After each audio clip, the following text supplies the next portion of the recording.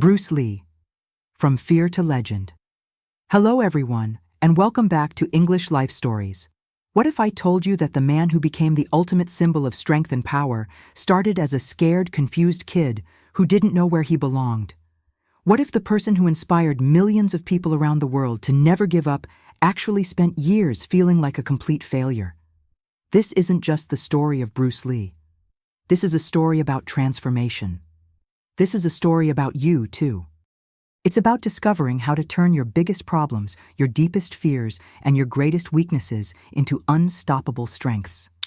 You see, every single person listening to this right now has felt lost at some point. Every person has felt like they don't fit in somewhere. Every person has had moments when they felt powerless. Bruce Lee's story will show you exactly how to transform those feelings into pure power. So stay with me until the very end, because this story will completely change how you see your own life, your own challenges, and your own incredible potential. Let's begin this amazing journey together. Chapter 1. A Dragon Born Between Two Worlds. Bruce Lee was born on November 27, 1940, in the heart of San Francisco's Chinatown. But here's something fascinating. He was born in the year of the dragon, during the hour of the dragon. In Chinese culture, this combination means either incredible blessing or terrible curse. His parents gave him the Chinese name Li Junfan, which means return again. His mother Grace was absolutely certain that her son would come back to America one day. She had no idea she was predicting the destiny of a global legend. When Bruce was just 4 months old, his family moved back to Hong Kong. They arrived right when World War II exploded across Asia. For the next 4 years, little Bruce grew up during the Japanese occupation. These were years of fear, hunger, and survival. During this difficult time, Bruce spent hours watching his father, Li Hoi Chuen, perform in traditional Cantonese opera. His father was quite famous in Hong Kong theater. Night after night, young Bruce watched his father transform on stage. One moment he was just a regular man. The next moment, he became a powerful warrior, a wise king, or a tragic hero. Here, in those dark theaters filled with music and drama, Bruce learned his first life-changing lesson. Life is performance. You must project strength and confidence even when you feel weak and scared inside. His mother Grace came from a wealthy family, but she gave up everything to marry for love. She often told Bruce something that would both inspire and torment him for years. "You don't belong to just one world, my son," she would whisper as she held him. "You are special. You belong everywhere." But Bruce didn't feel special at all. He felt lost, confused, and alone. As a child actor, Bruce appeared in over 20 Hong Kong movies. He started acting when he was just 6 years old. In every single film, he played the same type of character: the rebel, the troublemaker, the kid who doesn't follow the rules. The camera loved him, but his real life was much more complicated. At school, Bruce faced constant rejection from every direction. The British colonial children made fun of him because he looked Asian. The Chinese children made fun of him because he had a Western name and acted in movies with Western people. Bruce learned something painful that would shape his entire philosophy. The world wants to put you in neat little boxes, rich or poor, Chinese or Western, good or bad. And Bruce Lee hated boxes with every fiber of his being. When Bruce turned 13, he made a decision that nearly destroyed his life. He joined a street gang called the Tigers of Junction Street. These weren't just kids playing around. These were serious fighters who controlled territory in Hong Kong. Bruce thought, if people reject me because I'm different, then I'll become the most dangerous different person they've ever seen. But life had very different plans for young Bruce Lee. One afternoon, Bruce and his gang met a rival group in a narrow Hong Kong alley. What started as tough talk quickly became a brutal fight. Bruce was outnumbered, but he didn't back down. They beat him so severely that he couldn't stand up. His face was bloody, his ribs were broken, his pride was completely shattered. Lying in that dirty, smelly alley, bleeding and humiliated, Bruce Lee experienced the single most important moment of his entire life. For the first time ever, he felt completely and totally powerless, and in that moment of absolute destruction, something incredible was born inside him. "Never again," Bruce whispered through broken lips and blood. "I will never, ever feel this weak again." You know what I find amazing about this moment? Sometimes, I truly believe, you need to fall completely and utterly before you can rise to incredible heights. Chapter 2. The Birth of a Fighting Machine. After that terrible beating that nearly killed him, Bruce made a decision that would change martial arts forever. He walked to the most famous kung fu school in all of Hong Kong and asked to meet Master Yip Man. Yip Man was a legend. He was the greatest Wing Chun kung fu master in China. Students waited years just to be accepted into his school. Many were rejected completely. But Bruce wasn't like other students who came begging for lessons. While other students simply copied ancient movements like robots, never asking questions, never thinking, Bruce did something that shocked everyone. He asked, "Why? Master, why do we do it this way? Why can't we change these techniques? Why do we follow methods that are hundreds of years old? Why don't we test these techniques in real fights?" Most traditional masters would have thrown Bruce out immediately for such disrespectful questions. But Yip Man was different. He saw something extremely rare in this explosive, angry young man. Bruce had natural talent, yes. But more importantly, he had the courage to think beyond traditional limits. Bruce started training with an obsession that scared even veteran martial artists. Every single day, without exception, Bruce did 2,000 punches. Every single day, he did 1,000 kicks.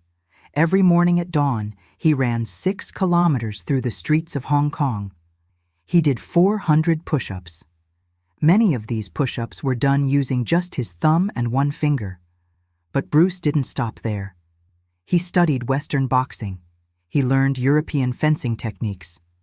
He even took dance lessons to improve his footwork and rhythm. His body became an incredible machine. He could catch a coin from your open hand before you could close your fingers. He could stop a full-power punch just 1 inch from your face without touching you. He became so fast that movie cameras had serious trouble filming his movements clearly. But here's what made Bruce truly special. He didn't just train his body, he trained his mind. Bruce read philosophy books. He studied the ancient Chinese text called the Tao Te Ching. He learned about water and how something soft and flowing could eventually wear down the hardest stone. Bruce started winning fights. First one fight, then another, then all of them. Word spread quickly through Hong Kong's martial arts community. There was a young man who could beat anyone. But success began to change Bruce, and not in a good way. He became proud, arrogant, and difficult to be around. The Hong Kong police started visiting his parents regularly. "Your son is becoming a serious problem," they warned. "He's too violent. He's going to hurt someone badly, or someone is going to hurt him." Bruce's parents faced an impossible choice. Their son was incredibly talented and intelligent, but he was also becoming dangerous and destructive. In April 1959, they made the most painful decision of their lives. They decided to send Bruce to America, alone, with almost no money. Speaking very poor English. "You will discover who you really are," his mother said through tears at the train station, "when you have nothing and no one but yourself." She was absolutely right. But the lesson would nearly kill him.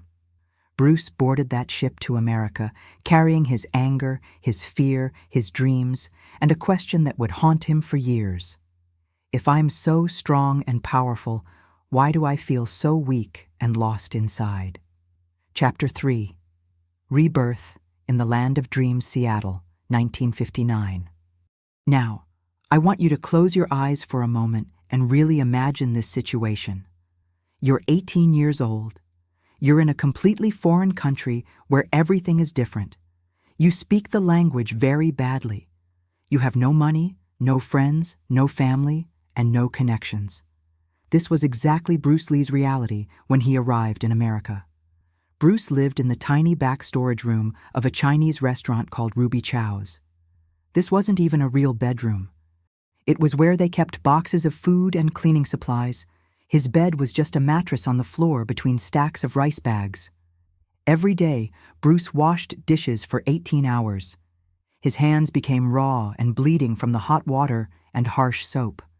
He earned almost nothing. Most nights, he went to bed hungry.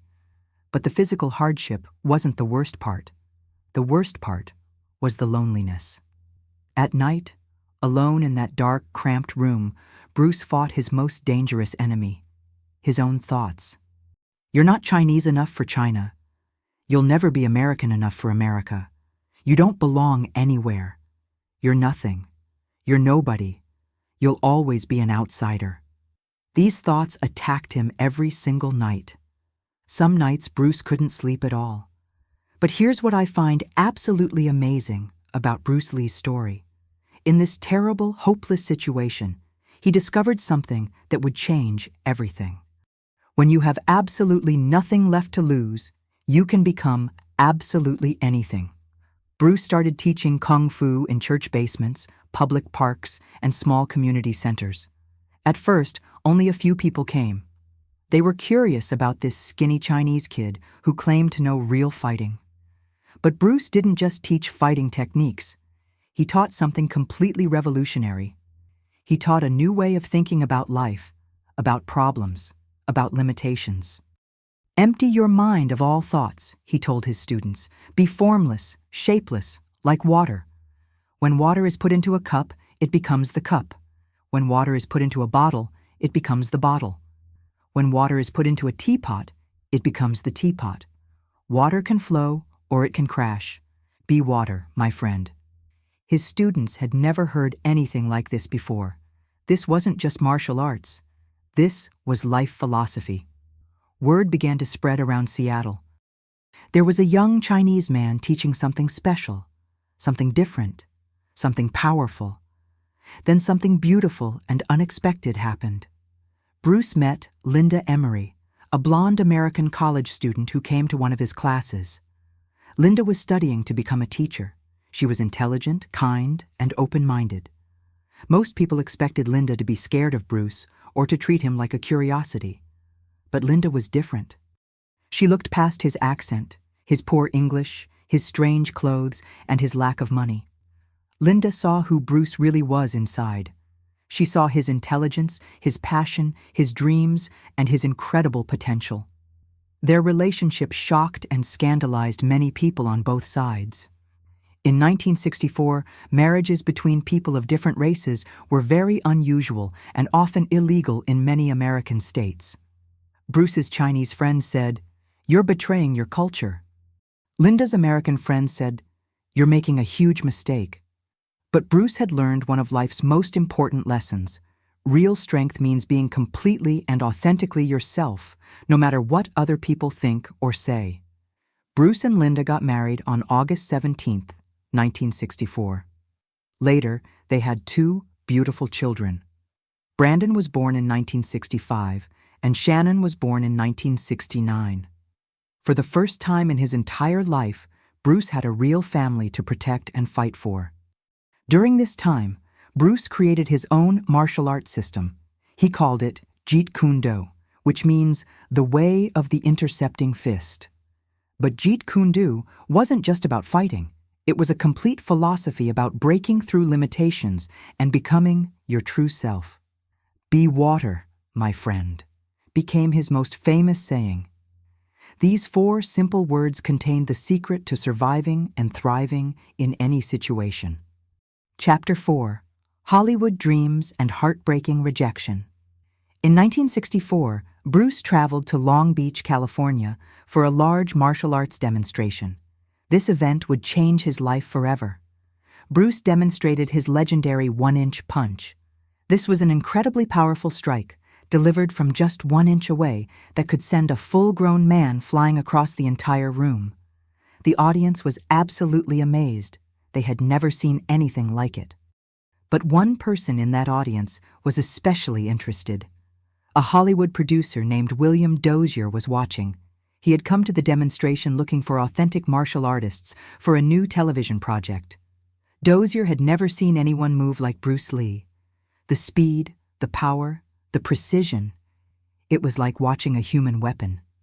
This casual meeting would rewrite the history of cinema and popular culture. Bruce got cast as Kato in a television series called The Green Hornet. The show only lasted one season, but it was enough. Suddenly, millions of Americans were seeing something they had never seen before on television. An Asian actor who wasn't playing a submissive servant, a sneaky villain, or a wise old master spouting fortune cookie wisdom. Bruce Lee was strong, confident, charismatic, and completely human. But Hollywood's excitement about Bruce Lee had serious limits. After The Green Hornet ended, Bruce received many offers from movie studios and television producers. But every single offer was exactly the same. They wanted him to play servants, villains, or mystical wise men. Never the hero, never the main character. Then something happened that broke Bruce's heart and changed his life forever. Bruce had spent months developing an idea for a television series. It would be about a Chinese Shaolin monk traveling through the American Old West, using martial arts and Eastern philosophy to help people and fight injustice. Bruce was incredibly excited about this project. He thought this could be his chance to show the world that Asian people could be heroes in American entertainment. He presented his detailed idea to Warner Brothers television studio. The executives loved it. They thought it was brilliant and original. Then they told Bruce something that crushed his soul. "We love your idea, Bruce.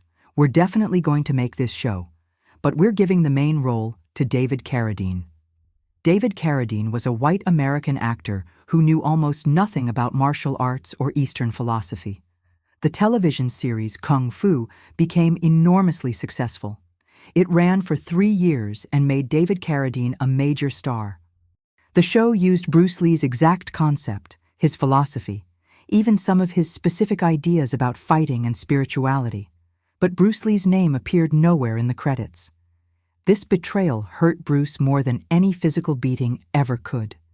Late at night, he would stare at himself in the mirror and ask the same painful question over and over. Will they always see me as less than human? Will I always be good enough to create, but never good enough to star? So Bruce Lee made the most audacious and risky decision of his entire life. He decided to return to Hong Kong and prove his worth on his own terms. The results were absolutely explosive. Bruce's first Hong Kong film was called The Big Boss. When it was released in 1971, it broke every box office record in Asian cinema history. But The Big Boss and his second film, Fist of Fury, weren't just entertaining action movies. They were powerful political statements about dignity, pride, and fighting back against oppression and racism. For years, Bruce had represented Asian people in entertainment. Now, he was showing the entire world their strength, their pride, and their power. Bruce's fight choreography was unlike anything cinema had ever captured. He moved so fast that cameras could barely follow his movements. Directors had to use special slow-motion techniques just to make his fighting visible to audiences. His techniques were so precise and powerful that they looked almost supernatural. Then came the project that would make Bruce Lee immortal. Enter the Dragon. This was the first major film collaboration between Hollywood and Hong Kong. It had a big budget, international stars, and global distribution. Enter the Dragon would make Bruce Lee the first Asian global movie superstar. But tragically, he would never live to see his greatest triumph. Chapter 5. The Dark Side of Perfection. Now I need to tell you something that most people don't know about Bruce Lee. Something that reveals the true cost of greatness. Despite all his professional success and international fame, Bruce was drowning psychologically. The same obsessive drive for perfection that made him a legend was also slowly destroying him from the inside. Bruce's daily training routine was absolutely extreme, even by professional athlete standards. Every single day, without any exceptions, Bruce did 5,000 punches. Every single day, he did 2,000 kicks. He ran 6 kilometers every morning before dawn. He did hundreds of push-ups, pull-ups, and sit-ups. He lifted weights for hours. He practiced with nunchucks, staffs, and other weapons. He meditated for extended periods. But Bruce took his perfectionism to dangerous extremes. He even had surgery to remove the sweat glands from his armpits so that he would never appear sweaty during film shoots. His body became like a perfect fighting machine, but his mind was in constant pain. Bruce became incredibly difficult to work with. He wanted to control every aspect of his films, the fighting, the story, the camera angles, even the editing. He would have explosive arguments with directors, producers, and other actors. People started calling him arrogant and impossible. But they didn't understand the psychological pressure Bruce was under. When you're the only person who looks like you in an entire industry, you feel like you have to represent your entire race perfectly. When people constantly question whether you're good enough, you start questioning yourself too. Bruce felt like he was carrying the hopes and dreams of all Asian people on his shoulders. The pressure was enormous. On May 10, 1973, Bruce collapsed while working on his film, Game of Death. He was rushed to the hospital with severe brain swelling. Doctors managed to save his life, but they gave him a very serious warning. "Mr. Lee, you must slow down immediately. Your body and mind cannot continue at this pace. If you don't change your lifestyle, you will die." Bruce completely ignored their advice.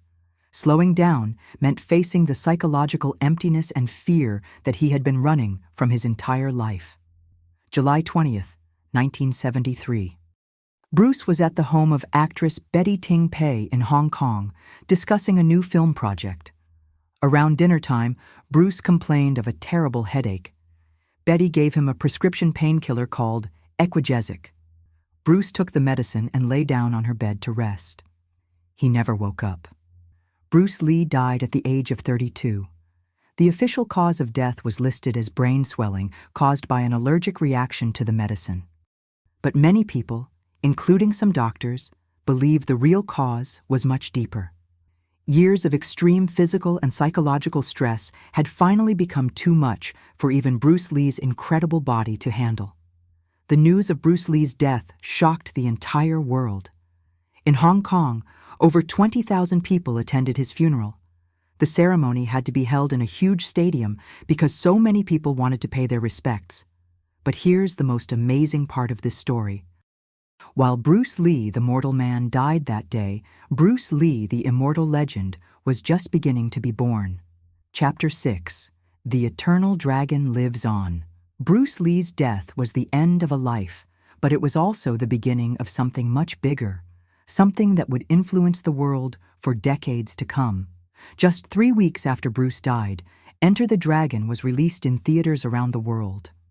The film became a massive global success, earning millions of dollars and making Bruce Lee posthumously famous in countries where most people had never heard of him. But Bruce's influence went far beyond just movies. Today, more than 50 years after his death, you can see Bruce Lee's impact everywhere in popular culture. In video games, characters are directly inspired by him. Liu Kang in Mortal Kombat has Bruce's signature fighting sounds and yellow jumpsuit. Martial law in Tekken is clearly based on Bruce's appearance and fighting style. Fei Long in Street Fighter uses Bruce's exact fighting stance and techniques. In anime and manga, characters follow his philosophy. Rock Lee in Naruto represents Bruce's dedication to pure physical training and never giving up. Modern celebrities and athletes constantly talk about how Bruce Lee inspired them. Basketball legend Kobe Bryant said, "Bruce taught me that limits exist only in your mind. If you can imagine it, you can achieve it." Actor Will Smith said, "Study Bruce Lee. He discovered how to be like water in any situation. He could adapt to anything." Mixed martial arts fighter Conor McGregor said, "All serious fighters study Bruce Lee. He was the first person to break all the traditional rules and create something completely new." Action movie star Jackie Chan said, "Bruce Lee showed me that being different is not a weakness. Being different is being powerful." Boxing champion Mike Tyson said, "Bruce Lee had the most dangerous mind that ever existed. He could destroy you physically, but more importantly, he could change how you think." Even today, martial arts schools around the world teach Bruce Lee's philosophy and techniques. His books about Jeet Kune Do are still bestsellers. His movies are still watched by millions of people every year. In 2019, a television series called Warrior finally brought Bruce Lee's original idea to life. The show was based on his original concept for Kung Fu, but this time it featured Asian actors playing Asian characters, telling authentic Asian stories. In China, a biographical television series about Bruce Lee's life broke all viewing records. His daughter Shannon Lee was the executive producer, making sure that they told the real story of her father's life, including both his triumphs and his struggles. But perhaps Bruce Lee's greatest legacy isn't in entertainment or martial arts. It's in the millions of people around the world who learned from his example that being different is not something to hide or be ashamed of. Bruce Lee showed the world that you don't have to choose between different parts of your identity. You can be Asian and American. You can respect tradition and create innovation. You can be spiritual and practical. You can be soft like water and strong like steel. Chapter 7. Your transformation begins right now. So let me ask you the same questions I asked at the beginning of this story, but now you know the full truth. Do you remember when I told you that the strongest man in the world started as someone who felt weak and powerless? Do you remember when I said that the person who inspired millions started as someone who felt like a failure? Now you understand the incredible truth about transformation. Bruce Lee didn't succeed despite his problems and weaknesses. He succeeded because he learned how to transform those problems into strengths. His anger and frustration became laser focus and determination. His feeling of not belonging anywhere became his ability to connect with people everywhere. His differences became his greatest advantages. Bruce proved that old traditions should be questioned, not blindly followed. He proved that being rejected by others is often preparation for achieving something great. He proved that real strength comes from accepting and embracing all parts of yourself, even the parts you don't like. Most importantly, Bruce Lee proved that you can reinvent yourself completely if you have the courage to let go of who you think you're supposed to be and become who you really are. Right now, as you're listening to this story, you might be facing your own battles. You might feel like you don't fit in anywhere. You might have moments when you feel weak, scared, or powerless. I want you to remember Bruce Lee's story. Remember the scared boy who became the man who redefined what strength means. Remember the outsider who didn't belong anywhere and became the hero who belongs to everyone. Remember the young man who felt powerless and became the legend who still gives millions of people power and inspiration today. You have the same potential inside you right now. You have the same ability to transform your weaknesses into weapons, your problems into power, and your differences into advantages. Be water, my friend. Adapt when you need to. Flow around obstacles that you can't break through. But never, ever stop becoming the person you were born to be. Your biggest weakness might just become your greatest weapon. Your transformation story starts right now. Thank you so much for listening to this episode of English Life Stories. I hope Bruce Lee's incredible journey of transformation inspired you as much as it inspired me when I first learned about his real story. If you enjoyed this episode and learned something valuable, please subscribe to our channel right now. Hit that notification bell so you never miss our next inspiring story. This story is based on documented historical facts and verified testimonies. Some scenes have been dramatized for educational and narrative purposes while maintaining complete fidelity to the real events of Bruce Lee's life.